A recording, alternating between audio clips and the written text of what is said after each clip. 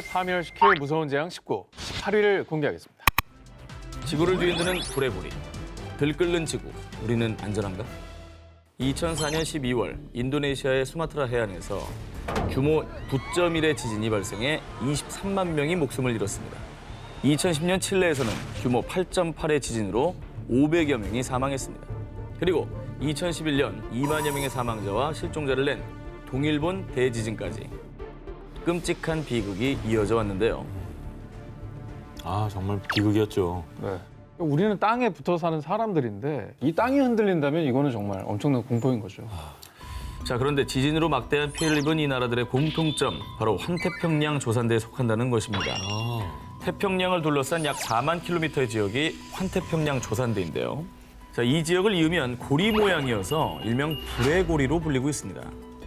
자, 그런데 판 구조론에 따르면요, 지구를 이루는 10여 개의 판들의 경계 부분에서 지각 변동이 활발한데, 특히 환태평양 조산대가 판의 경계에 모여 있어서 전 세계 지진의 무려 90% 이상이 이 환태평양 조산대에서 발생하는 거라고 합니다.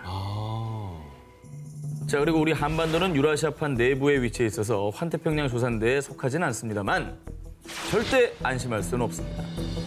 2016년 9월 12일 대한민국을 대혼돈에 빠뜨린 사건, 바로 경상북도 경주시 남남서쪽 8km 지역에서 발생한 규모 5.8의 지진. 이것도 끔찍했죠. 남 얘기가 아닙니다. 이 경주 지진은 1978년 기상청에서 계기 지진 관측을 시작한 이래 한반도 최대 규모의 지진이었다고 합니다. 그리고 또 2017년 11월 포항 북구 북쪽 9km 지역에서 일어난 규모 5.4의 지진이 발생. 이에 무려 2천여 명의 이재민이 발생했습니다. 그리고 건물 956채가 파손되는 등 막대한 피해가 발생했죠. 자, 그런데 말이죠. 놀라운 건 경주와 포항에서 발생한 지진이 2011년 발생한 동일본 대지진에 영향을 받았다는 주장이 나오고 있습니다. 그 영향으로 한반도에서 지진이 일어난 거예요? 그렇죠. 국내 전문가들에 따르면요, 동일본 대지진 당시 발생한 엄청난 에너지가 우리나라에까지 영향을 미쳤고요. 이 충격에 단층이 헐거워지면서 작은 충격에도 지진이 발생할 수 있다는 것입니다. 실제로 기상청의 한 지진 전문 분석관은 동일본 대지진 이후 한반도의 지진 빈도가 늘어났다고 전하기도 했습니다. 근데 사실 일본 같은 경우에는 뭐 그거에 대비해서 건물도 뭐 그런 설계를 많이 하잖아요. 내진 설계. 우리는 잘 안 하고 있지 않나요? 문제점 많을 것 같은데, 우리나라는. 그렇습니다. 국내에서는 1988년이 돼서야 6층 이상 또 10만 제곱미터 이상 건물에 대해서만 내진 설계가 의무화되기 시작했습니다. 자, 그러니까 그 이전에 지어진 건물이 지진 위험에 크게 노출돼 있는 것이겠죠. 그리고 지진 때마다 나오는 이름이 있죠. 필로티 구조. 이 벽면이 없이 하중을 견디는 기둥으로만 설치된 개방형 구조를 말하는데요. 웬만한 빌라는 다 지금 네. 저런 구조잖아요. 그렇습니다. 그런데 이 필로피 구조에 내진 설계가 제대로 안 된 경우가 많다고 하는군요. 때문에 지진에 취약해 연쇄 붕괴 위험이 높은 것이죠. 아, 저렇게 되는 거예요? 기둥이 부서지면서? 근데 이게 한반도 어느 곳에 일어나도 저런 건물 많기 때문에 많아요, 너무 많아요. 이런 붕괴의 그래로 노출될 수밖에 없다는 거잖아요. 이건 남의 일이 아니네, 이거. 끔찍한 재앙은 예고 없이 찾아옵니다. 안전 대비만이 더 큰 재앙을 막을 수 있습니다. 자, 이어서 다음 특종입니다. 자, 불의 고리의 공포, 지진이 전부가 아닙니다. 지난 12월 9일 뉴질랜드를 공포에 몰아넣은 소식. 뉴질랜드 화이트 아일랜드 화산 폭발. 불의 고리. 환태평양 조산대에 속하는 뉴질랜드의 화이트 아일랜드에서 예고도 없이 화산이 폭발해서 21명이 숨지는 사건이 발생했습니다. 하늘을 거의 뒤덮었네요. 아, 이거 너무 무섭다. 그런데 더 심각히 우려가 되는 건요, 뉴질랜드 화이트 아일랜드 화산 폭발 이후 환태평양 조산대 이 불의 고리의 활동이 심상치 않다는 분석이 쏟아진 것입니다. 뉴질랜드에 이어서 1월 9일 멕시코 수도 멕시코시티 인근의 포포카테페틀 화산이 폭발, 이어서 1월 12일에는 필리핀의 탈 화산에서 무려 15km 높이의 화산재 기둥이 치솟으며 분화해서 수천 명이 대피하고 수도권 일대가 마비되는 상황까지 벌어졌습니다. 그러니까 이게 한 달 사이에 말씀하신 대로 3번이나 큰 화산이 폭발을 한 거잖아요. 그렇습니다. 자, 현재 지구상에 있는 활화산은 약 850여 개로 집계가 되고 있습니다. 이 중에 무려 약 75%가 환태평양 조산대에 밀집해 있어서 이 공포감은 더 이루 말할 수가 없는 상황입니다. 진짜 뭐 다 우리나라 근처에 있네요. 네. 아니 최근에 그래서 그 영화도 히트했잖아요. 그 백두산 폭발을 주제로 했던 영화 백두산. 이거를 보면은 정말 만약에 저런 일이 일어나면 어떻게 될까? 우리나라는 그래서 화산 폭발 가능성이 있는 거예요? 자, 아까 말씀드린 대로 이제 한반도는 불의 고리, 환태평양 조산대로부터 비켜나 있긴 하지만요.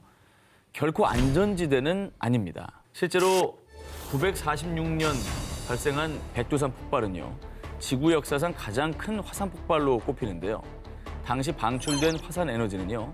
히로시마 원자폭탄 에너지의 무려 16배, 동일본 대지진의 무려 4배에 해당될 것으로 추측된다고 합니다.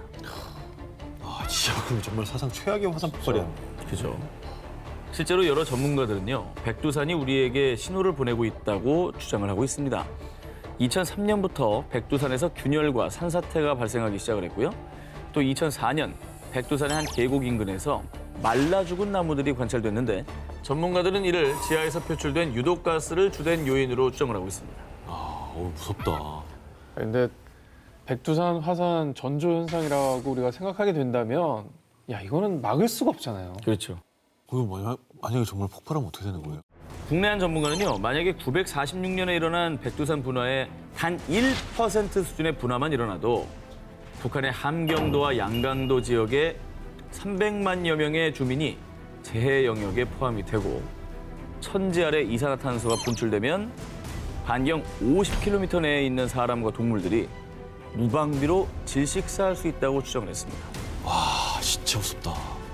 지하 깊은 곳에서 여전히 들끓고 있는 마그마. 재앙을 미리 막을 수 있는 시스템 구축과 재해 대응에 대한 매뉴얼 반드시 꼭 마련돼야 할 것 같습니다. 그리고 요새 그리고 저희가 이렇게 나눠 나갔죠. 네, 저희가 다 짝꿍이 있었잖아요. 그럼 상욱 선생님하고 희연 쌤은 같이 다니시면서 얘기 듣기로는 문과 이과의 차이를 감성의 차이를 너무 확연히 느끼셨다고.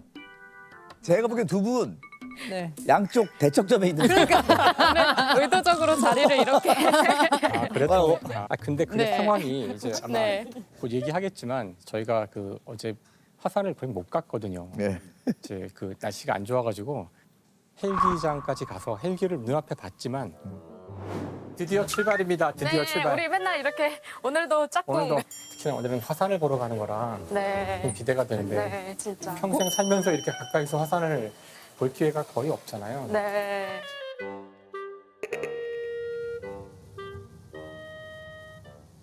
와, 근데 너무 막 갑자기 막 비가 쏟아지는데요?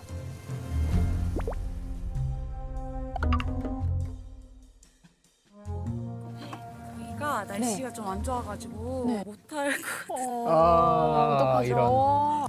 아이고, 너무 아쉽다. 여기까지 왔는데 정말. 그러니까 진짜 아쉽다. 야 이럴 수가 있나. 오.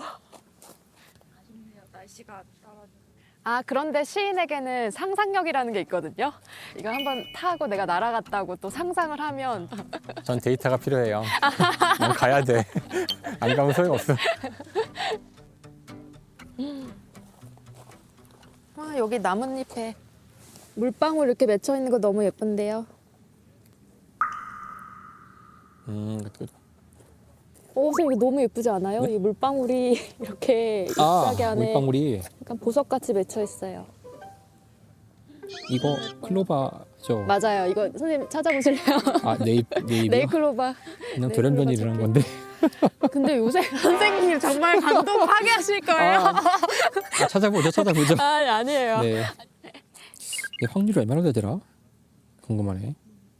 네. 1% 미만일 것 같은데. 근데 네이클로바 찾기에 확률을 계산하고 확률이 계실- 있겠죠. 그쵸, 있겠죠. 확률이 있으면 네. 어느 정도를 보면 하나 나올 거라는 걸 아니까. 네. 저는 이렇게 생각해요. 네이클로바에 어떤 인간의 소망이 담기는가. 0.02%네요. 선생님 정말 그새 그걸 검색하신 거예요? 만 개를 봐야 2개 있다는 얘기인데. 아, 우리가 지금 여기서 여기가 찾기에는.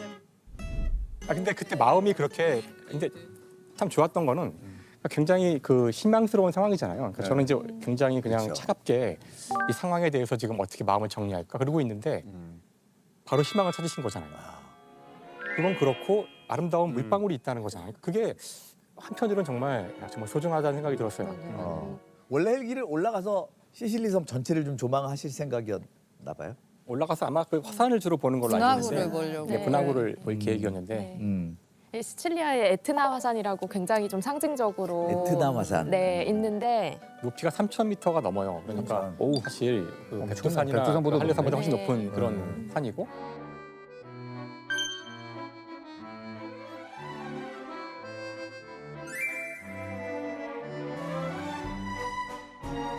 심채경원 선생님이 오히려 네. 거기를 보고 다녀오셨다고. 다녀오셨다고. 네. 아 육로로 가셨대요. 이게 케이블카 타고 올라가서 또 볼 수 있는 이제 지형이 있는데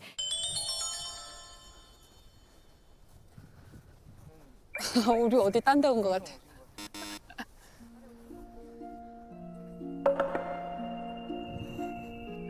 되게 비현실적이에요, 그쵸?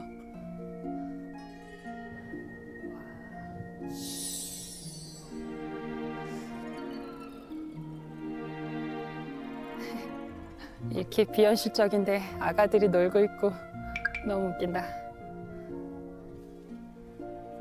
이건 진짜 지도나 이런 걸로 볼 때랑 완전 다르죠. 있을 수가 있나요? 이런 장소에? 그러니까 화산은 가끔 관광객으로서 이렇게 보는 거는 곧 떠나니까.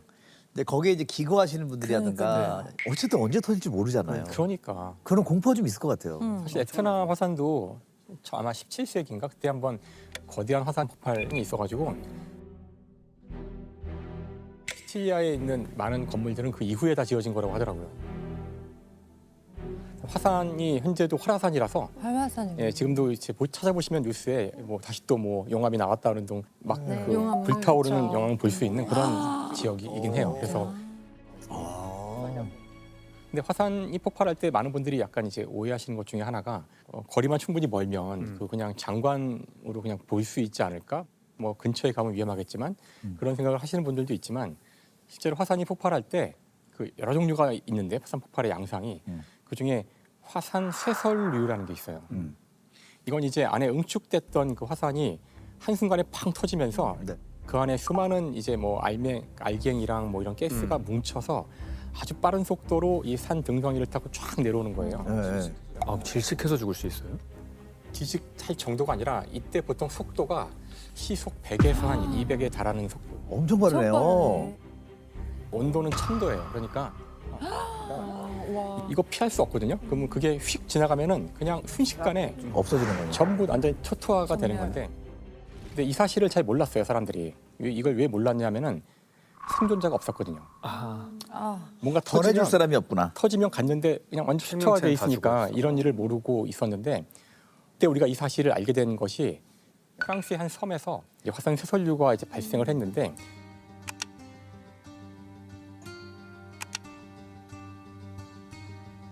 그 섬에서는 3만 명이 죽었는데 그 중에 3명이 살아남았어요. 우와, 한 명이 살아남았고, 그래서 살아남은 한 사람은 뭐 죄를 지어가지고 지하 감옥 어머. 깊숙이 있던 사람이래요. 근데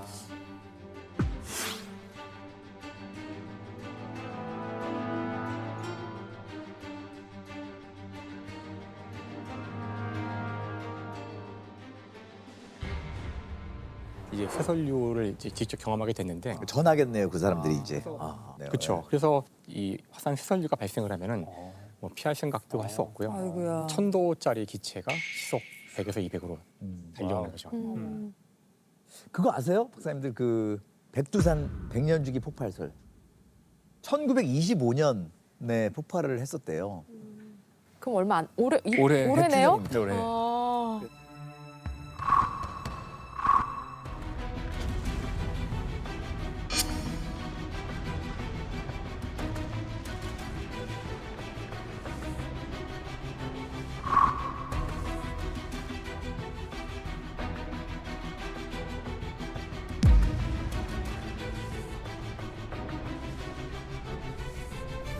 만에 하나 백두산이 폭발하면 저희 어떻게 해야 되죠? 어디까지 피해가 그게 반경이 얼마나 될까요? 그런 일이 생겼을 때. 백두산 근처에 사시는 분들은 굉장히 위험할 수 있죠. 거기는 폭발로 바로 뭐 엄청난 피해를 당하겠지만 이제 이 질문을 우리 남쪽 남한해만 북한에서 생각해 보면은 거리가 꽤 있잖아요. 그러니까 우리가 받을 피해가 얼마인지는 순전히 그때의 바람 방향과 관련이 있대요. 다른 화산하고 다르게 백두산이 위험한 이유가 위에 물이 많아서 그래요. 몇 억톤 수준으로 그 천지에 물이 담겨져 있잖아요. 그렇죠. 그러니까 2차적인 피해가 있을 수 있거든요. 아까 말씀하신 그 피해도 있겠지만은 그래서 지금 많은 사람들이 예상할 때 두려워하는 거는 그 많은 물이 수증기가 돼가지고 엄청나게 폭발을 할 거 아니에요. 네네. 거의 지옥불이 되는 거 아닐까요? 그러면 그게 도대체 어떠한 현상을 일으킬지 사실 아무도 예측이 불가능한 거죠. 그리고 보통 터지는 또 기간도 있지 않나요? 몇 년간 폭발한다거나. 그것도 또 확실하지 않아요. 상황에 따라. 그것도. 이게 그냥 모른다고 보시면 될 것 같아요. 잘. 그러니까 그 화산이 터지는 메커니즘이라는 게 지구가 이 내부가 뜨거워서 그렇거든요. 좀 찾아봤는데 이론이 몇 가지가 있어요. 그러니까 첫 번째 이론은 지구가 처음 만들어질 때 되게 뜨거웠거든요. 지구가 만들어질 때 수많은 이런 암석들이 날아와서 이렇게 상 부딪혀서 들러붙어서 만들어진 거예요. 움직인다는 것이 운동 에너지가 있는 건데 이 붙어서 정지하는 순간 속도가 사라졌잖아. 그건 이 에너지는 어디로 갔을까요? 열 에너지로. 안에 열로 가거든요. 열로. 항상 에너지 보존 법칙인데. 그러니까 이거 이렇게 때리면 안에 열로. 이게 맞아, 움직이고 뜨거워. 있었는데 이게 움직이고 있었는데 섰잖아. 그럼 에너지는 어디로 갔을까? 이제 여기가 깜짝 뜨거워지는 뜨거운 거거든요. 어머, 저 설명을 과정에서 너무 잘해주시네. 예, 엄청나. 감사합니다. 이게 딱 맞으면 에너지가 그렇죠. 열. 그래서 현재 이 내부가 아마 한 5,000도의 온도일 거라고 추정하고 있는데 표면부터 쭉 식어 들어가서 아직 이 안까지 다 안 식은 거라는 게 현재 첫 번째 이론이고 두 번째 이론은 이 안에 뭔가 에너지 원이 있어야 돼요. 열을 만드는. 뭐가 있을까요? 뭐예요? 바로 방사능. 방사능. 물질이 안에 있. 그러니까 방사능 물질이 안에 있으면은 그것 때문에 계속 열을 낼 수 있거든요. 이 두 가지가 현재 가능한 이론인데 확실하진 않아요. 그래서 그러니까 안에가 뜨거우니까 이게 안정돼 있지 않아요. 뜨거운 건 자꾸 위로 올라가려고 그러는데 안에가 뜨겁잖아. 그러니까 계속 뭔가 올라와요. 그게 화산이에요, 사실은. 올라오는 게 여러 가지 근데 그 뜨거움이 없으면 우리 지구상의 생명체가 살 수가 없잖아요. 그 맞아요. 그러니까 태양만 가지고는 이 온도가 유지가 안 된다고 하더라고요. 그래서 그 태양과 이 지열의 절묘한 조화를 이루고 있죠. 근데 사실 화산 폭발에 대해서는 물론 전조 증상들이 있대요. 그래서 전조 증상이 보일 때 이제 대피하는 게 최선의 방법이고 뭐 지금 시점에서 이게 100년 주기로 또 터질지 안 터질지 이런 거는 현대 과학으로는 예측하는 게 거의 불가능하다고 보여지는데. 근데 어쨌든 화산 근처에 사람들은 살고 있다라는 거죠. 그렇죠. 네. 보통은 이게 지구과학적인 이게 사건이니까 굉장히 오랜 시간 동안 안 터지기도 하고 다음에 또 한 가지는 이 화산이 터진다는 것이 땅 속에 있던 많은 게 밖으로 튀어나오는 거잖아요. 그러니까 물론 거기 사는 사람들을 다 죽이는 끔찍한 일이 벌어질 수도 있지만 그렇지 않다면 시칠리아가 농업을 하는데 아주 좋은 지역이거든요. 포도도 잘 되고 오렌지도 그렇죠. 잘 되고 화산토에 의해서 예.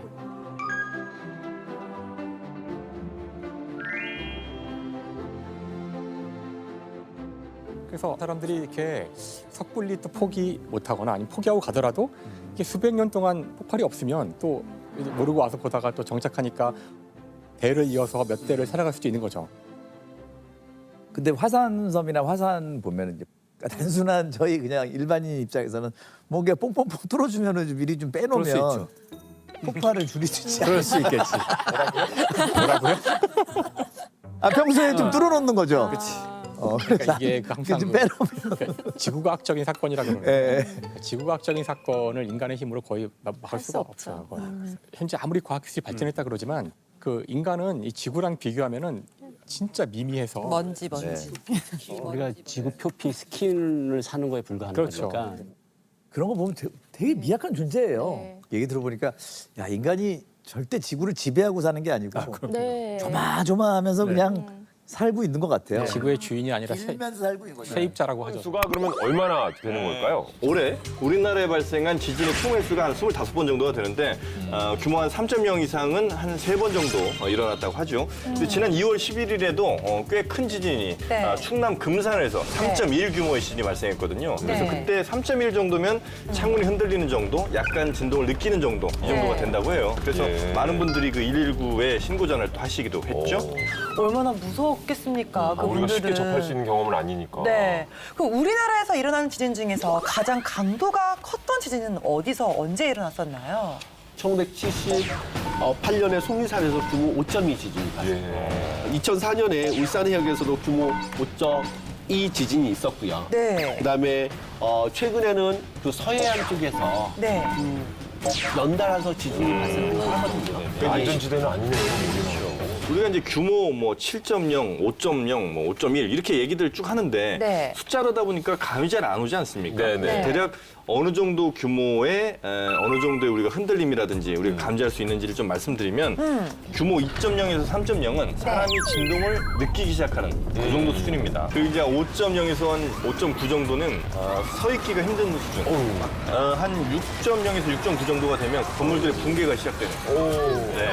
그리고 이제 7.0에서 7.9쯤 되면 땅이 갈라지거나 뭐 돌담 같은 데 무너지기도 하고요. 그리고 축대나 건물 일부가 본격적으로 무너지기 시작하죠. 그리고 8.0에서 8.9 정도 되면 대형 건물들도 서 있기가 어려운 상황이 됩니다. 그렇네요. 진도 4하고 4.0하고 진도 5.0하고 어느 정도 차이가 나는 거예요? 32배. 32배요? 32배가 차이 나나요? 한 번 더 올려보시죠. 규모 4.0과 규모 6.0의 에너지 차이는 얼마나 두 단계 될까요? 차이면. 두 단계 차이면 32 곱하기 32니까 계산을 지금 하고 계십니다. 900 한 거의 한 1000배 가까이. 정말요? 예, 맞습니다. 와, 이 정도 공부 안 하고 여러분 여기 앉아 있습니까 지금? 지금 시청자들이 보고 있어요. 저희는 아는데 테스트를 해본 거죠. 아 그래요? 예. 통과. 자, 근데 저희가 지진의 규모를 살펴봤는데 규모 7.4의 강진이 일본 구마모토현에서 일어났었잖아요. 네. 그러면 엄청났다는 얘기네요. 진짜 건물의 일부가 무너지기 시작하는 단계라고 하니까 그 규모가. 근데 그 일본은 사실 규모 3 정도 이상의 지진은 엄청나게 일어납니다. 무려 4,800회. 그렇게나 많이요? 1년이 365일이니까 하루에 12번 이상 일어나는 겁니다. 우리나라에서 저는 지진을 한 번도 경험해 본 적이 없는데 일본 출장 갔다가 막 흔들리니까 저는 너무 겁이 나가지고 창문 뛰어내려고 이렇게 올라탔죠. 근데 뒤에서 깔깔깔 소리가 나는 겁니다. 네. 그걸 들어보니까 일본 사람들이 전부 웃고 있어요. 왜요? 그 정도는 지진도 아닌 거예요. 그렇구나. 내가 It's earthquake로 영어로 얘기했거든요. It's earthquake! It's earthquake! 그것 때문에 웃지 않았을까요? 다른 거가 아니라. 근데 일본에서 정말 자주 지진이 발생하네요. 그렇습니다. 왜 네. 그렇게 자주 발생하는 걸까요? 제가 준비한 그림으로 하나 설명을 해드리죠. 아, 예. 이제 그림까지. 지구가요. 지구가 실제로는 우리가 지각이라고 하면 동그랗게 다 그 탁구공처럼 같은 껍질로 생각하지만 그게 아니라 그 껍질들이 사실 여러 개로 갈라져 있습니다. 커다란 판이 태평양판인데요. 이 태평양판의 주변에 이렇게 판들이 붙어 있습니다. 그러다 보니 이 판들이 만나는 걸 빨강색으로 제가 어제 밤새도록 잘 색칠을 해왔는데 어때요? 뭔가 그 한 바퀴 도는 듯한 느낌이죠? 네. 이 고리를 불의 고리라고 하고 판과 판 경계는 서로 지금 맞닿아 있는 상태고 끊임없이 밀고 있는 상태입니다. 어느 순간에는 그 밀고 있는 힘이 균형이 깨지겠죠? 그게 지진이고 힘을 막 맞대고 있으면 이게 이렇게 떨리게 되잖아요. 이런 식으로 지진이 발생한다는 거죠? 그래서 이 전 세계 지진의 약 8, 90% 정도가 이 불의 고리라고 하는 환태평양 조산대에서 발생을 하고 있고요. 그 대표적인 지역이 바로 일본 지역입니다. 아하. 그 위에 있네요. 네. 물론 이제 그 링 오브 파이어, 파이어링 쪽도 굉장히 위험한 건 맞죠. 네. 하지만 그 불의 고리를 벗어났다고 해서 안심할 게 아닙니다. 네. 왜냐하면 발해 있잖아요. 네. 발해가 바로 이 지진 때문에 멸망했다는 이런 설도 있습니다. 그래요? 네. 이 백두산 화산이 있잖아요. 네. 그 화산 폭발이 어마어마하게 한 900년대쯤에 일어났다는 거예요. 그래서 한 200여 년을 이어오던 발해라는 나라가 네. 그 화산이 엄청나게 폭발을 하고 또 지진이 일어나면서 그 땅 자체가 비옥했던 땅들이 모두 화산재로 뒤덮여버리고 그래서 사람들이 다 떠나버리니까 그래서 멸망할 수밖에 없었다. 정확하게 표현하셔야 되는데 화산 폭발이죠. 정확하게 얘기해서 지진이 아니라. 자, 얼마에 그 따른 화산이 건데. 왜 폭발을 했느냐? 바로 지진 영향 때문입니다. 아하. 화산이 그냥 갑자기 뜬금없이 폭발한 게 아니라 지진이 이 에너지라는 것이 땅 속에서 응축이 되면서 화산으로 밀어 올렸다는 거죠. 아하. 이것이 바로 제주장이 아닙니다. 예. 일본의 학자 다니구치 히로미스 네. 도쿄대 명예교수의 주장이란 거예요. 이런 지진의 엄청난 피해가 우리나라도 예외는 아니라는 겁니다. 아하. 방금 정영진 의원이 인용하신 그 다나구치 히로미스? 네. 예, 그분이 그 예측을 했다고 하죠. 백두산이 향후 20년 안에 폭발할 가능성이 90% 넘는다. 진짜로요? 그렇게나 높아요? 예. 그러면 만약에 정말로 폭발을 한다면 우리나라, 그러니까 남한에 좀 영향을 미칠 가능성은 어느 정도가 될까요? 이 백두산이 만약에 폭발한다. 화산재가 어마어마하게 날릴 수밖에 없겠죠. 그래서 우리 남한에도 황사 경보가 발령했을 때 기준으로 대략 한 1000배 앞이 안 보입니다. 지금 풍년대 심하면 호흡은 거의 못한다고 봐야겠네요. 그거에 1000배면은 네, 어마어마한. 그러니까 화산재 구름이 막 25km 이렇게 막 치솟게 되거든요. 그 낙진들이며 이런 먼지들이 한반도를 그냥 뒤덮는다고 보시면 됩니다. 영향을 충분히 미칠 수 있군요. 그럼요. 네. 저는 굉장히 다른데요. 백두산은 고려시대 946년일 겁니다. 그때 크게 폭발을 했습니다. 그 밑에 마그마가 존재하긴 하되 그 마그마가 아직 폭발할 정도의 그 정도의 양으로 충진되어 있지는 않습니다. 그래서 그거는 지금 규명이 된 상태고요. 네. 그래서 예전에 946년에 있었던 폭발 정도가 다시 발생하려면 향후 계략적으로 한 2만 년 정도? 2만 년이요? 그럼 다행이네요. 2만 년 정도 지나면 네. 발생할 가능성이 높다라고 보고 있고요. 마그마의 양이 가득 차야 이게 폭발하는 거군요. 그러니까 이게 어떻게 보면은 저 신체의 장 활동과도 좀 비슷한 것 같아요. 방광의 소변이 이제 가득 차야 그렇죠. 화장실에 가듯이. 가끔 이제 분출은 나올 수가 있지만 이게 저기 덜 찼을 때는 그렇지 않습니까? 정확한 비유 아니겠습니까? 정확하지만 적절하지는 않습니다. 적절하진 않아요. 네. 부적절하네요. 부적절했던 네. 이유로 하겠습니다. 그러면 어쨌든 백두산 이제 폭발설에 대해서 여러 가지 네. 의견들이 있는데 그렇다면 이제 일본에서 지진이 발생할 경우 또 우리나라에도 영향을 미칠 수 있는지도 궁금합니다. 이거 보시면 판이 떨어지죠. 입체적이야. 흔히 얘기하는 유라시아판입니다. 네. 지금 태평양판이 유라시아판을 지금 밀고 있고 그리고 태평양판이 유라시아판 밑으로 이렇게 들어갑니다. 예. 될 때. 그러면서 그 힘이 항상 판 경계에서만 일어나는 건 아닙니다. 네. 판 경계에 가까운 곳에는 그에 못지않은 여러 개의 주름들이 발생을 하고 네, 있죠. 네. 그 주름에서 발생한 게 이번에 구마모토 지진이고요. 그러다 보니까 구마모토는 유라시아판 안쪽에 있습니다. 우리나라에 영향을 끼칠 수 있는 이유는 같은 판 안에 있기 때문에 그렇습니다. 그 영향에 따라서 보면은 대체적으로 전문가들이 봤을 때는 규모 5.0 정도가 향후 3, 4년 이내에 뭐 한두 차례 뭐 있을 수는 있다. 아니 그럼 만약에 정말 일본에서 지진이 발생했을 때 우리나라에서 가장 영향을 많이 받는 좀 취약한 지역은 어디일까요? 당연히 지리적으로 일본에서 가까운 지역이겠죠. 해운대? 일본과 네. 제일 가까운 곳은 독도죠. 독도. 자칫 쪽 지역에 제 부동산 가격 하락이 혹시 되지 않을까 좀 우려가 되는 부분인데 경남 양산과 그리고 울산광역시 쪽입니다. 왜죠? 바로 이곳의 땅덩어리가 두 조각으로 끊어져 있기 때문인데 이 갈라진 부분에서 그 지진이 일어날 가능성이 굉장히 높다는 겁니다. 네. 그리고 이곳이 만나는 경주 지역 이쪽에 지진이 엄청나게 많이 발생했다는 거예요. 과거에도 보면 지진들이 꽤 많이 일어났었습니다. 779년 삼국사기를 한번 인용해 볼까요? 네. 신라 해공왕 15년에 봄 3월에 지진이 나서 백성들의 집이 무너져 사람 100여 명이 숨지고 불국사 곳곳이 무너졌다. 신라 시대 불국사라는 절을 아실 거예요. 얼마나 튼튼하게 지어졌느냐. 세계에서 당대 네. 최고 기술의 내진 설계가 된 절이 바로 불국사입니다. 아 그래요? 네, 불국사에는 그랭이 공법이라는 독특한 건축 양식이 있습니다. 그랭이 공법. 그랭이 공법. 이게 뭐냐? 주춧돌과 이제 기둥 이렇게 쌌잖아요. 여기에 정확하게 딱 깎아 만들 수도 있지만 자연 그대로의 주춧돌에 그거에 맞춘 기둥들을 세웁니다. 지진이 발생했을 때 바로 그 관절 부분에 약간의 유격이 오히려 충격을 흡수하고 건물을 오래 지탱할 수 있게 만든 겁니다. 왜 그렇게 지었겠느냐? 그만큼 경주에는 지진이 자주 일어났기 때문에 이런 건축술이 아니고서는 불국사가 1200년의 역사를 가직할 수가 없었다는 겁니다. 정영진 의원이 지금 말씀하신 대로 불국사가 이렇게 내진 설계가 됐는데도 불구하고 기록상 무너졌다. 그리고 사람 100명이 죽었다. 어마어마한 신이었다. 하면은 이제 우리 문헌상에서는 사실 가장 최대 규모의 지진이었던 거죠. 네. 최대 피해. 그렇죠. 피해 규모로는 최대였다라는 걸 인정할 수밖에 없는 거죠. 조선시대도 지진이 발생할 때마다 기록을 남겨놨는데요. 조선왕조실록에서 보면 지진을 기록한 기록이 1900번 나옵니다. 실제로 1643년에 울산 근처에서 큰 지진이 일어났는데 이때는 땅이 갈라지고 물이 용솟음 쳤다 이런 기록이 있습니다.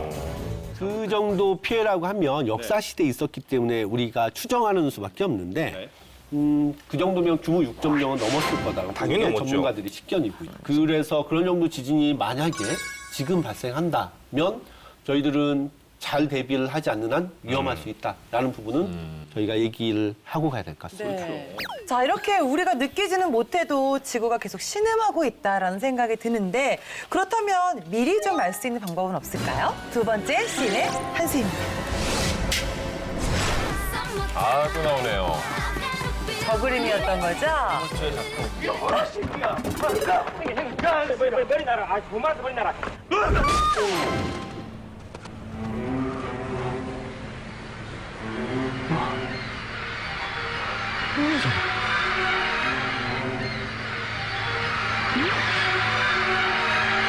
화 좀 풀어.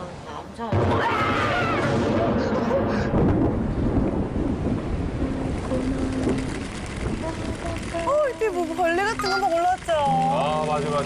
아, 개였구나, 개.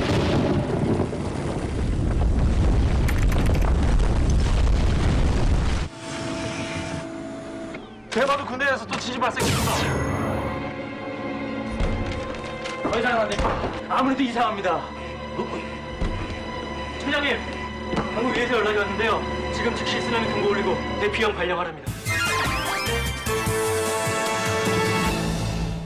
그래요. 이 일기예보처럼 지진도 미리 예측하고 좀 예보를 할 수 있다면 얼마나 좋겠습니까? 네. 이 영화 해운대 안에서는 동물들이 이상 징후를 보이잖아요. 맞아요. 일단 첫 번째, 해안가 작은 개들이 막 떼를 지어서 이동을 하기 시작했고요. 두 번째는 하늘에서 수많은 새떼들이 막 갑자기 이동을 하고, 세 번째, 새 한 마리가 방향을 잃고 차에 부딪혀서 또 죽기까지 하고요. 이게 그냥 단순히 영화 속 설정이라고만 말할 수 있을까요? 동물들의 이상 징후가 이제 재난을 예고하는 듯한 그런 설정 영화 속에서도 재난 영화 속에서 특히 많이 등장을 하죠. 네. 대표적인 사례가 이제 펑샤오관 감독이 연출한 대지진이라는 작품인데요. 실제로 1976년에 당산에서 규모 7.8로 발생했던 대지진. 사망자가 당시 25만 명이었어요. 엄청났네요. 네. 근데 그때 이 대지진이라는 영화에 보면은 특히 잠자리 떼가 엄청나게 몰려들어요. 여긴 잠자리였고. 그러니까 지진이 일어나기 전에 잠자리 떼가 몰려드는 그런 상황을 이제 보여주고 있는데요. 실제로 당시에 그 지진이 일어나기 전날 잠자리 떼가 온 마을을 다 덮쳤다고 합니다. 근데 당시에는 이것이 지진이 일어날 것이라는 어떤 그 예고다라고 판단을 못했던 거죠. 그렇죠. 또 대비 자체를 안 했고, 네. 그래서 무려 25만 명이라는 엄청난 피해 구조가 생긴 거죠. 아하. 이 지진을 알리는 동물들 뭐 여러 가지가 있겠습니다만 일본 워낙 지진이 많잖아요. 그래서 일본은 뭐였냐면 메기. 메기요? 메기. 일본 사람들은 아주 예전부터 이 땅 속에 거대 메기가 있다고 생각하고 메기가 이렇게 몸짓을 하면 땅이 흔들린다. 이렇게 이제 생각을 한 거예요. 그래서 땅 속에 사는 그 메기에게 거대한 돌을 이렇게 꽉 눌러놓으면 메기가 못 움직이지 않을까. 그래서 이제 무거운 돌을 네. 메기에게 이렇게 얹혀놓는 이런 그림들이 일본 민화 같은 데 보면 굉장히 많이 나옵니다. 아, 그래요? 네, 그래서 일본은 메기를 통해서 지진을 예측을 했다. 이렇게 이제 볼 수가 있겠죠. 저는 기본적으로 그 바탕에 깔려 있는 거는 불확실성입니다. 발생을 해야 되는데 언제 발생할지 모르기 때문에 그 불확실성이 항상 불안한 거고요. 반대로 또 반대로 생각해 볼 수도 있는데요. 지진은 한번 발생했으면 그게 어떤 식으로 다시 한번 돌아와서 그 정도가 발생할 수 있는 일반적인 상황이 있는데 그거를 지진의 재래주기라고 하죠. 재래주기. 당연히 지진은 크게 발생했던 지역에서 재래주기가 되면 또다시 크게 발생합니다. 그리고 그 사이에는 또 좁은 재래주기로 그것보다는 작은 규모의 지진이 발생을 하게 됩니다. 근데 이제 그 재래주기라는 게 사실은 좀 신빙성이 저는 어느 정도 있다고 생각을 해요. 네. 일단 뭐 브레고리도 50년 주기설이라는 게 있잖아요. 1960년에 그때 당시 지진이 8.0 이상 규모의 대지진이 무려 17차례나 있었다고 합니다. 그런데 1960년으로부터 50년 뒤잖아요. 동일본 대지진이 일어난 해가 2011년이었으니까 거의 50년 그 재래주기라는 것이 지금 계속 연쇄적으로 일어나는 지진의 바로 그 재래주기 때문이라고 볼 수도 있는 거죠. 그럼 어쨌든 재래주기설 뭐 이런 거에 입각해서 본다면 좀 위험한 지역이 앞으로는 이제 예상이 되는 지역은 있을 것 같아요. 우선은 아까 말씀드린 일본 도카이 지역. 네. 도카이 지역은 그 지역은 왜 중요하냐면 예전에도 지진이 발생했었고 그리고 거기는 판들이 앞에서 만나고 있거든요. 그 주변에 여러 가지 또 큰 단층들도 있고 그래서 그런 부분들은 분명히 언젠가는 지진이 발생할 거라는 걸 알고 있고 많이들 아실 텐데 미국 캘리포니아지. 거기는 언젠가는 큰 지진이 일어나고 과거에도 거기서 지진이 발생했었고 최대 규모의 지진이 발생했던 칠레 지역. 그런 지역들도 굉장히 지진이 크게 발생할 수 있을 그런 지역이라고 보시면 됩니다. 그러한 이력들을 근거로 해서 판단을 하기 때문에 그것도 일종의 과학적인 근거가 되는 거죠. 그렇다면 우리나라에도 지진 재래주기 같은 게 있을까요? 여기서 바로 또다시 의미 있는 G 룰 하나 들어가겠습니다. G룰? 정말 G룰? 모두 다 지금 한 단어로 연상했어요. 그래요? 네. G 룰의 룰. G 룰. 그래, 룰. 어떤 법칙이 있느냐? 네. 172한의 법칙이 있습니다. 172한. 그렇죠. 일본에서 규모 7 이상의 지진이 발생하면 한반도에 반드시 2년 안에 지진이 온다는 겁니다. 172한. 2005년 3월에 후쿠오카에 규모 7.0 지진이 있었죠? 네. 그리고 1년 10개월 뒤 2007년에 우리나라 오대산에서 규모 4.8 지진이 발생했습니다. 우와. 그리고 네. 1995년 1월 일본 고베 대지진 규모 7.2였죠? 1년 11개월 뒤에 강원도 영월에서 규모 4.5 지진이 발생했습니다. 네. 한반도에 사실 4.0 이상 지진이면 꽤 큰 거거든요. 그럼요. 이 법칙을 개발했다. 이 법칙을 발견했다. 너무나 놀랍지 않습니까? 누가 발견했어요? 이거요? 제가 했죠. 진짜? 진짜 직접 하셨어요? 이건 정영진 요원의 지금 이 법칙인 거죠? 법칙은요, 이 젠틀맨 리그 말고는 없습니다. 진짜? 당연하죠. 근거가 있는 겁니까? 네, 그래서 우리나라는 규모가 5 정도 이상 되는, 뭐 어찌 보면 컵이 가끔 이제 떨어져서 깨지기도 하는 그런 정도의 지진은 한 6년에 한 번 정도 발생하는 걸로 나와 있어요. 그러니까 초등학교 1학년 때 발생했으면 다음에 중학교 갈 때쯤 되면 이제 또 한 번 경험하게 된다는 거죠. 성인이 되기 전에 한 2-3번 정도. 지구를 지켜라 아마겟돈 19 14위를 공개하겠습니다.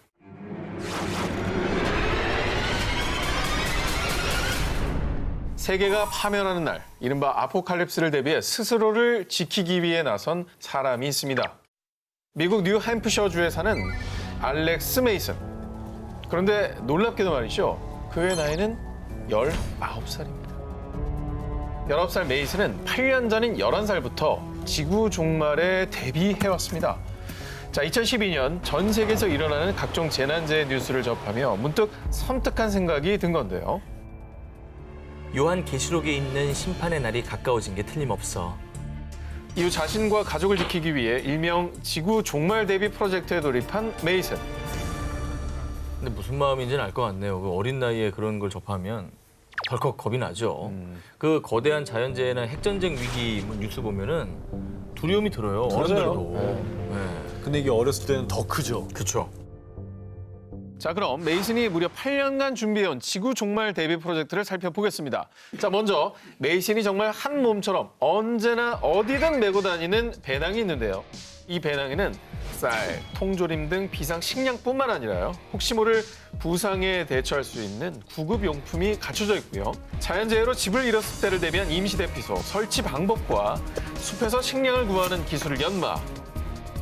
또 실전처럼 정기적으로 숲에서 밤을 보내면서 생존 기술을 높이기 위한 훈련까지 하는 노력을 기울이고 있다고 합니다.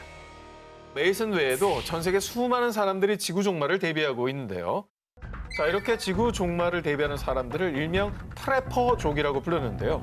실제로 인별그램에 프레퍼를 검색하면 무려 40만 개 이상의 피드가 올라와 있을 정도라고 합니다. 자, 프레퍼족들은 서로 너튜브, SNS를 통해 정보를 수집하고 공유하고 있다고 하네요. 이렇게 혹시나 모를 재난이나 지구 종말에 대비하고 있는 사람들이 실제로 있다는 것도 놀라운데 많았다는 게 더 놀랍네요. 우리보다 더 현실로 느끼고 있나 봐요. 그렇습니다.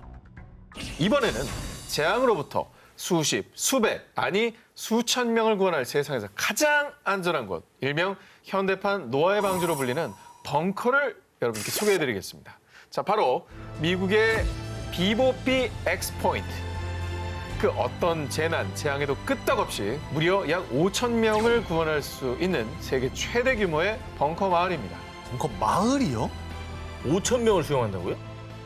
미국 사우스 다코타주에 위치한 비보피 엑스포인트는요, 무려 575개 벙커로 이루어져 있는데요. 1967년까지 미 육군의 폭발물, 탄약 등을 저장하던 군용 창고를 2016년 세계적인 벙커 제작 업체에서 매입, 이후 최대 5천 명을 수용할 수 있는 세계 최대 규모의 벙커 마을로 개조를 한 겁니다. 폭발물을 보관하는 군용 창고면 뭐 안전성 면에서 믿음이 가네요. 네, 그런 거 터지면 절대 안 되는 거예요. 떨어지더라도 안전한 네. 거죠. 575개 각 벙커는 물, 가스 등의 투과를 막기 위해 콘크리트와 강철로 구성이 되어 있어서요. 핵폭발, 생화학 무기, 강력한 지진에도 끄떡없다고 하고요. 또 넘사벽 스펙이 또 있는데 예를 들면 폭탄 100톤이 터지면 500m 내 콘크리트 건물 절반이 초토화된다고 하는데 근데 이 위력의 2배 이상을 버틸 수 있다고 합니다. 그리고 이 벙커에는 5천 명의 사람들이 무려 1년간 문 밖으로 나오지 않고도 생존 가능하도록 식량뿐 아니라 의료시설 등 생활 요건이 갖춰져 있다고 합니다. 뭐 이 정도면 세상에서 가장 안전하면서도 안락한 곳이라고 표현해도 되겠죠.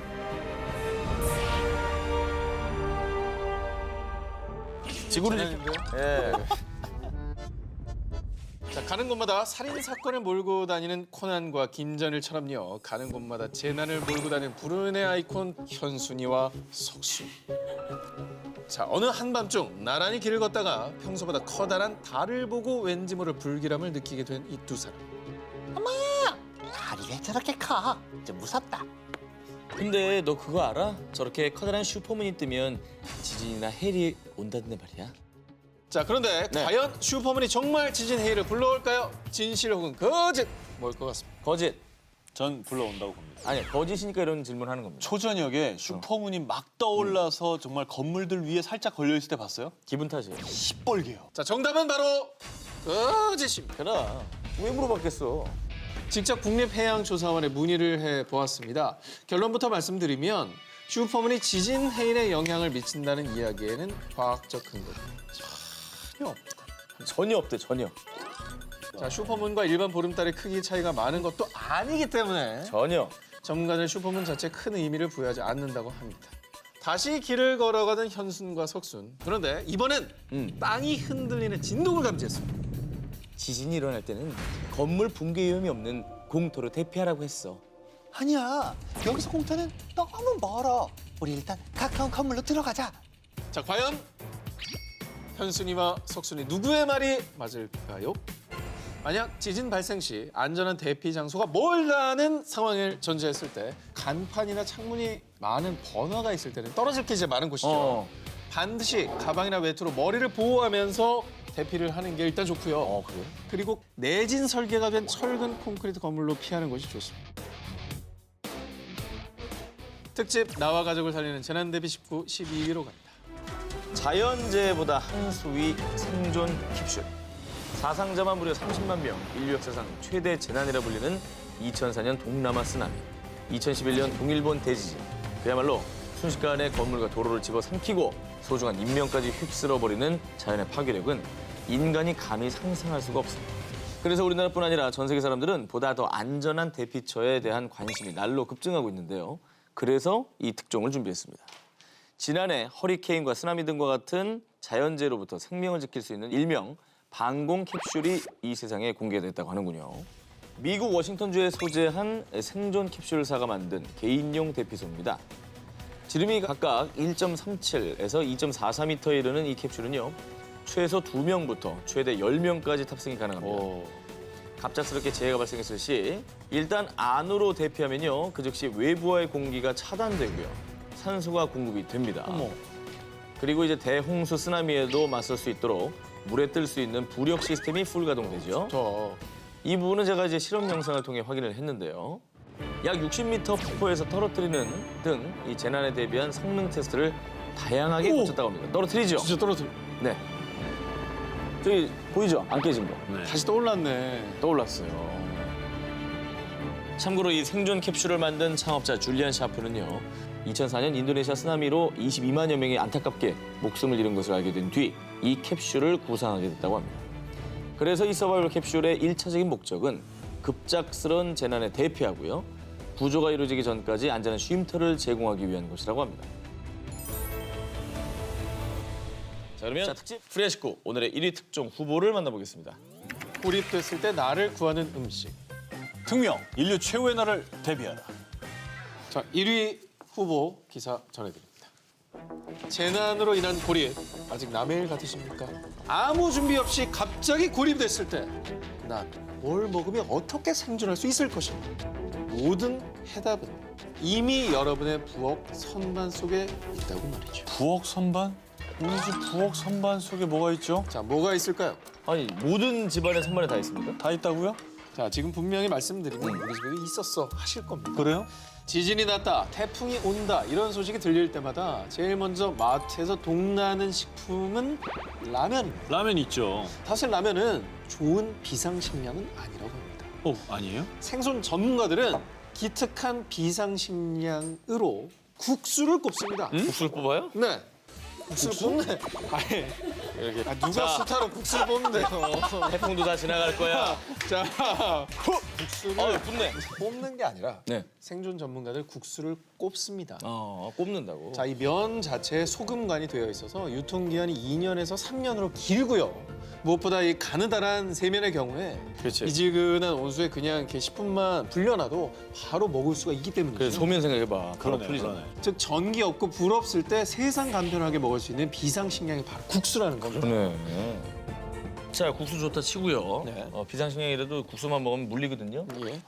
제가 봤을 땐 통조림 하나 있어야 됩니다. 그럼. 정확한 지적입니다. 이게 따줘야 됩니다. 네, 뭐 다양한 이제 통조림이 있는데 네. 통조림도 아주 적합한 구호 식량이 될 수 있습니다. 그렇죠. 자, 설날이며 추석마다 부엌이 넘쳐나도록 선물 받아 처치 곤란했던 바로 참치 캐리. 너무 좋지. 가장 좋은 참치잖아요. 구호 식량입니다. 너무 좋아. 일단 유통기한도 5년에서 7년으로 저장식품 중에서도 제일 길고요.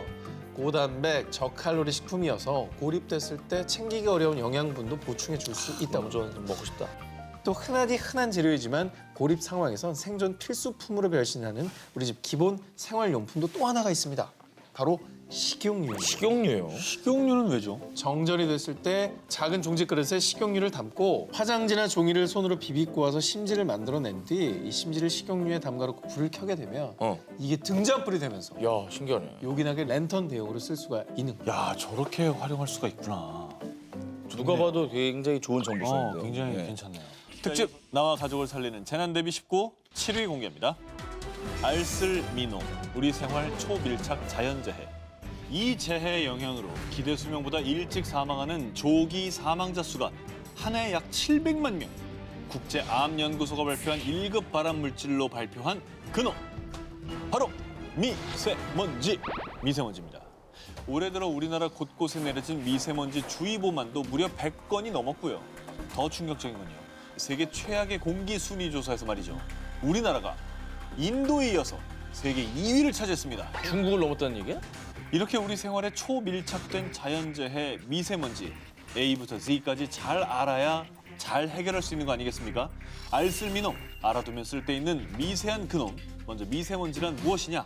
주로 공장이나 자동차 배기가스의 오염물질로 이루어진 아주 가는 먼지 입자를 말하는데요. 머리카락의 7분의 1 크기보다 작은 10 마이크로미터고요. 그것보다 더 작은 초미세먼지는 2.5 마이크로미터.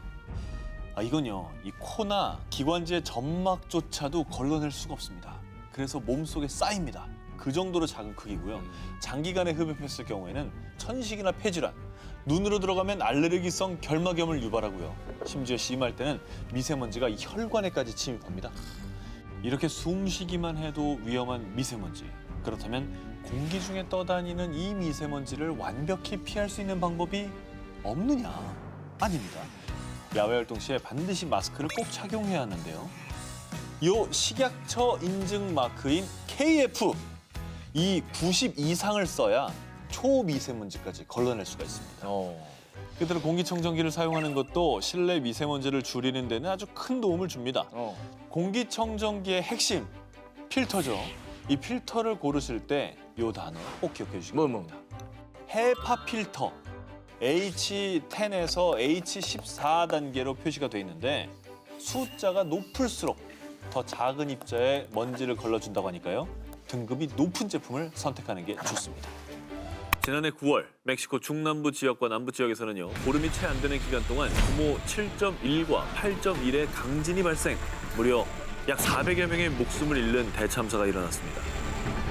그런데 그때 한 구조대원이 빛도 잘 쐬지 않는 건물 잔해 틈을 헤치고 매몰자 수색에 나섰습니다. 한 명이라도 더 구해내기 위해서 이 촌각을 다툰 이 구조대원의 정체. 아이고. 저 녀석이 이 아이가 바로 멕시코 해병대 소속의 구조견 프리다입니다. 2살 때부터 구조 훈련을 받은 어엿한 6년차 베테랑 구조견인데요.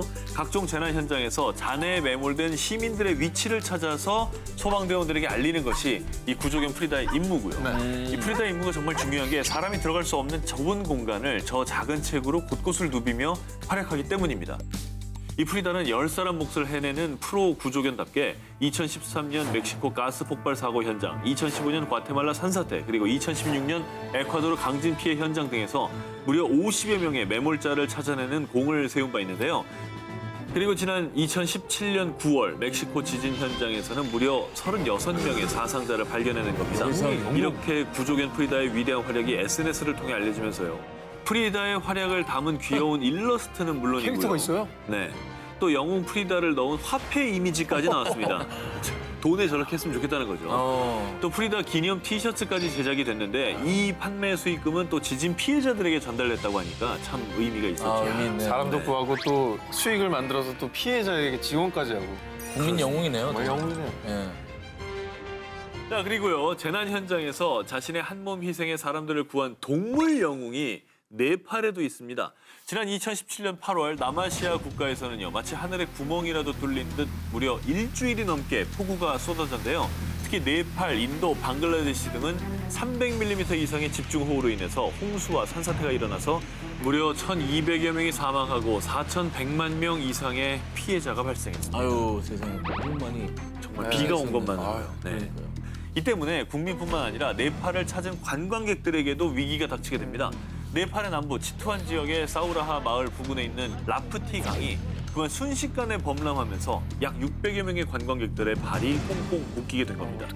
갑자기 강물이 불어나는 것처럼 무서운 게 없거든요. 그럼요. 그리고 그게 이제 호텔이랑 레스토랑을 덮치기 시작하니까 더 그런 건데 물이 계속 불어서 투숙객들의 공포도 점점 커지고 있던 그때 이들을 구하러 온 히어로가 있었으니 코끼리입니다. 12마리의 코끼리 구조되었습니다. 1분 1초가 시급한 상황에서 인명구조에 긴급 투입된 이 코끼리들이요. 정말이지 구조요원으로서의 사명감이 있는 듯이 차오르는 강물에도 겁내지 않았고요. 차분하게 3-4명의 사람을 등에 태우며 안전한 장소로 이동, 신속한 구조 작업을 펼쳤습니다. 소름 돋는다. 무릎을 꿇었어. 사람 돋아. 야, 소름 돋아, 소름 돋아. 어머머. 아니 근데 궁금한 게 어디에서 온 코끼리들인지. 아, 그쵸. 궁금하시죠? 궁금해요. 사실은 이 흙탕물을 가르며 인명구조에 나선 코끼리 구조대 정체가요. 인근에 있는 치투안 국립공원 소속으로요. 관광객들을 태우고 사파리 투어를 하는 코끼리들이었다고 합니다. 이제 이해가 좀 되시나요? 이게 좀 사람한테 좀 익숙했던 거구나. 그렇죠. 태우는 것도 익숙하고. 완전 야생이 아니었구나. 네, 세계 재난 19, 15위 공개합니다. 지진 속에서 핀 위대한 모적. 힌두교, 불교 색채의 고색 창연한 유적들로 신들의 땅이라 불리는 네팔. 그런데 2015년 4월 25일 네팔 전역을 규모 7.8의 강진이 강타하고 맙니다. 이 지진은 세계문화유산인 바라하라 탑, 보드나트 불탑 등을 파괴시켰고요. 무려 8,000명의 생명을 앗아가고 말았습니다. 순식간에 절망이 땅이 된 끔찍한 재난.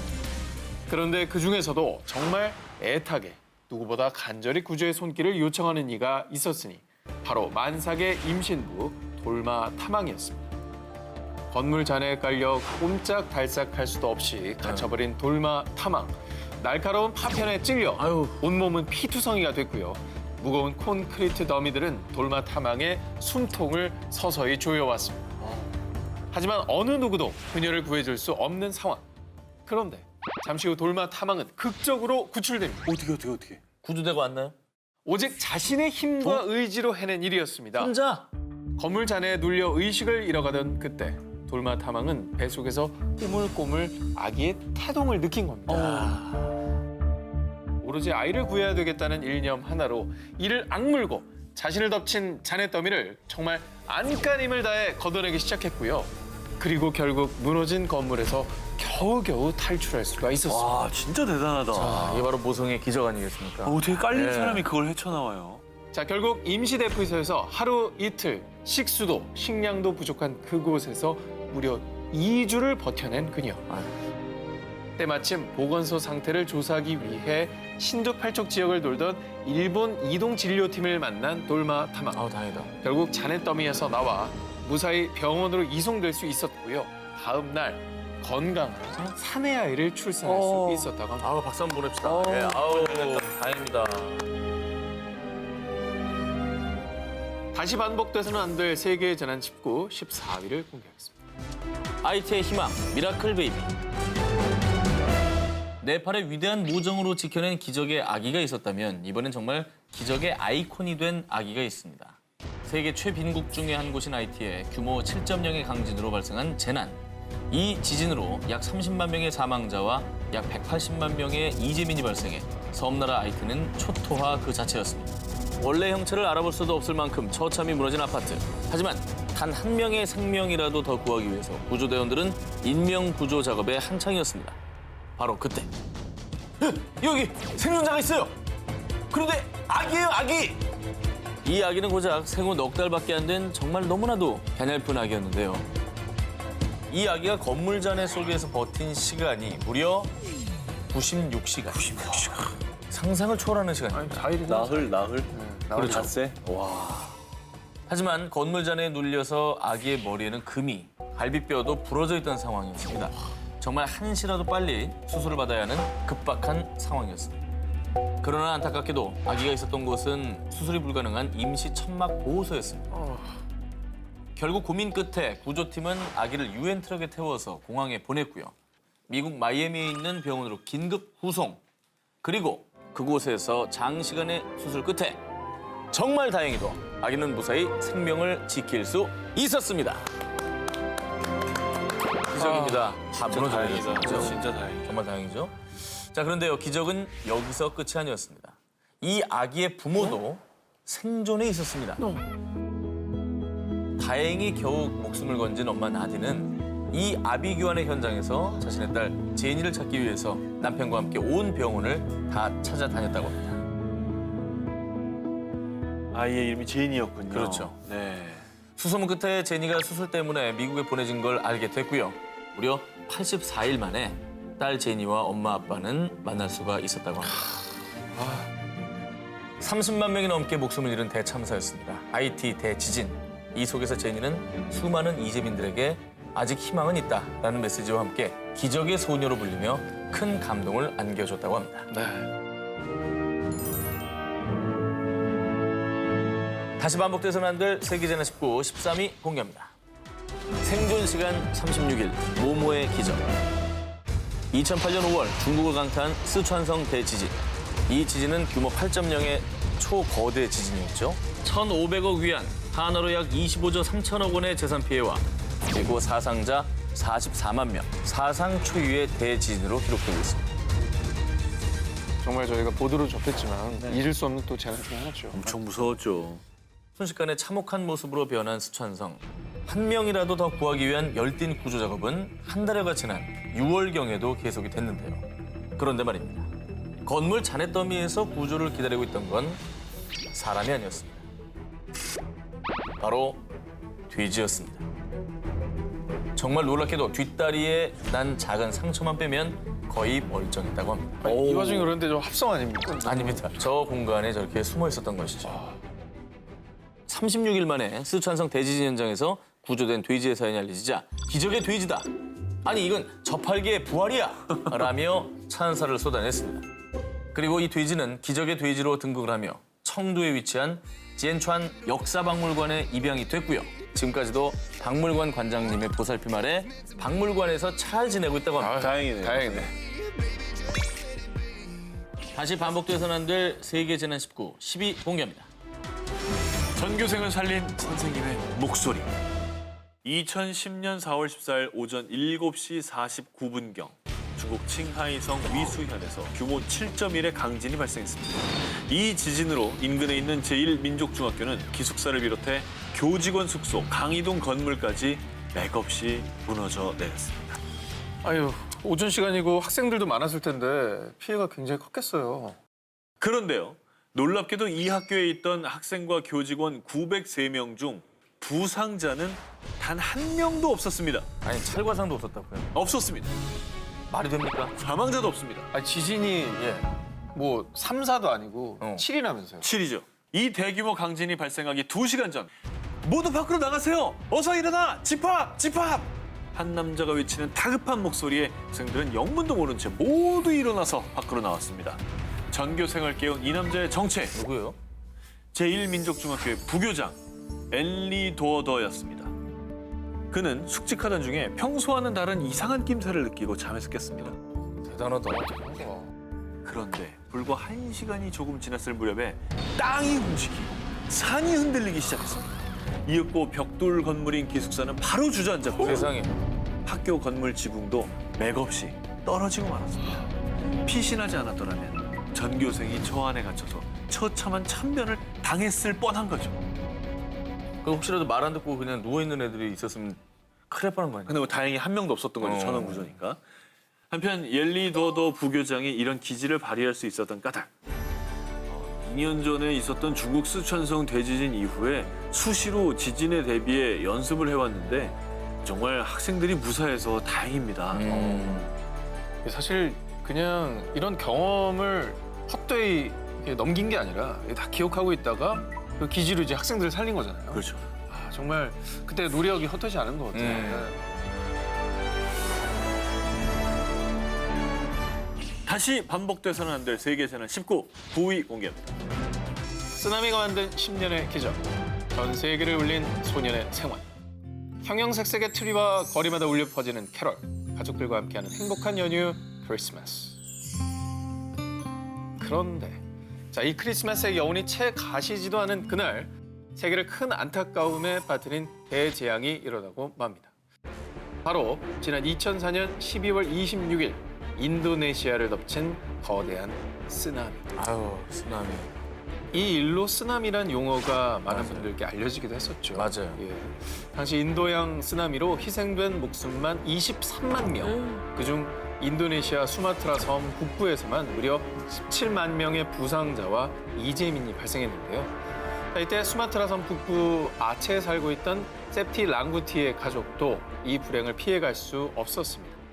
갑작스럽게 집을 집어삼킨 지진과 해일에 4살 난 딸 자나아와 7살 배기 아들 아리프가 쓸려간 건데요.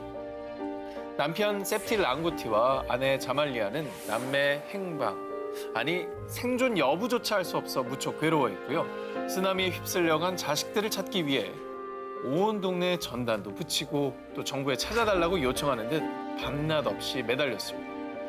그렇게 한 해 두 해를 보내며 자녀들을 찾아 헤맨 시간만 10년. 하지만 희망을 버릴 순 없었는데요. 자, 그러던 어느 날. 누나, 나 지금 자나랑 똑같이 생긴 여자를 봤어. 자, 자말리아의 동생이 잃어버린 조카와 똑 닮은 소녀를 목격했다고 한 건데요. 소녀의 현재 나이는 14살.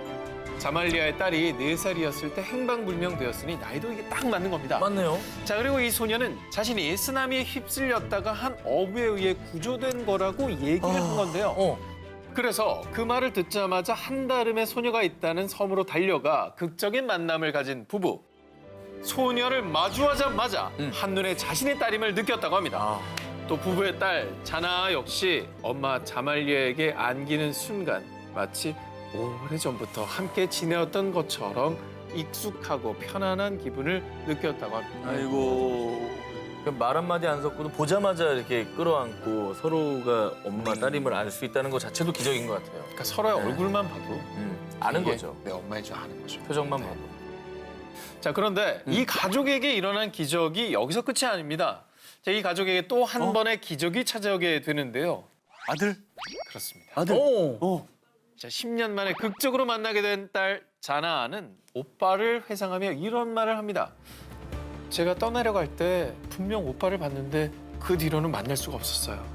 그럼 이제 그 오빠도 어딘가 살아있을 수 있는 거 아닙니까? 또 다른 집에서 저렇게 살고 있을 수 있는 그러니까. 거죠. 예. 그렇죠. 자, 그 말을 듣고 한 줌의 희망을 품게 된 가족들. 그런데 2달 뒤 서수마트라주의 타야 쿰부시에서 한 통의 전화가 걸려온 겁니다. 여보세요? 혹시 자말리아 씨 댁인가요? 제가 댁에 아드님을 보살피고 있는 것 같아요. 자, 인도네시아에서 카페를 운영하는 한 여성의 전화였습니다. 자, 이게 어떻게 된 일이냐. 쓰나미로 가족과 떨어져 고아 아닌 고아가 된 아리프. 이 소녀는 지난 10년 동안 거리를 떠돌며 노숙 생활을 해왔던 겁니다. 어머. 자, 그래서 전화를 준 카페 주인이 이 소녀를 불쌍히 여겨 음식과 옷가지들을 갖다 주며 보살폈는데, 그런데 정말 우연히 TV에서 10년 만에 부모를 되찾은 자나의 사연을 보던 중 노숙소년 아리프의 사진을 함께 보게 된 겁니다. 세상에. 얼굴을 본 거죠. 10년 만에 극적인 만남을 갖게 된 가족들. 자, 그리고 이 믿을 수 없는 재회에 전 세계 내 네티즌들은 기적은 이날을 위해 만들어진 단어네요. 이 가족처럼 또 다른 기적이 나타났으면 좋겠어요. 라며 뜨거운 감동의 박수를 보냈다고 합니다.